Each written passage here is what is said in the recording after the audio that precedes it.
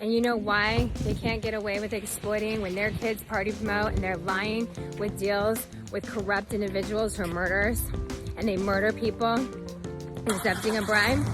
Because God exacts life for life. So for the past 20 years, professional models and professional producers out of the city outlived martyrs.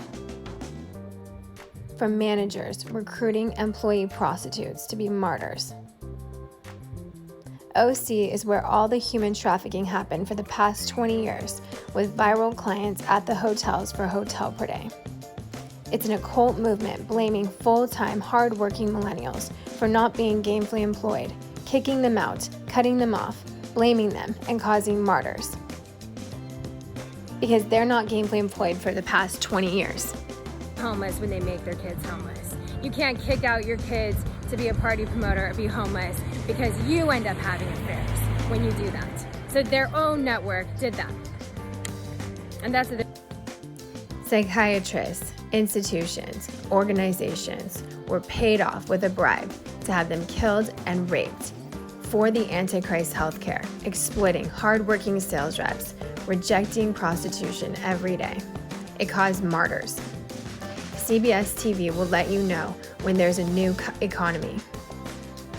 Prophecy explains it will always be human slaves for extortion. It's just that 20-year sales reps earn celebrity sales through the ones who aren't playmates at the club. The professional agency signed talent and producers who had family support who outlived retail reps, models, producers who were cut off from their families and killed because they weren't gainfully employed.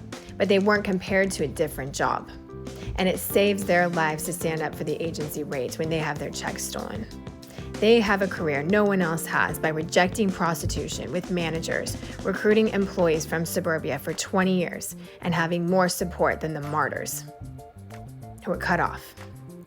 Get Out Productions is satanic media threatening, paying off all these organizations for prostitutes, for every industry. And it causes martyrs. And it causes martyrs. You enjoy bullying them until their FBI, doctors, and lawyers let you know the statistics, how everyone is a client.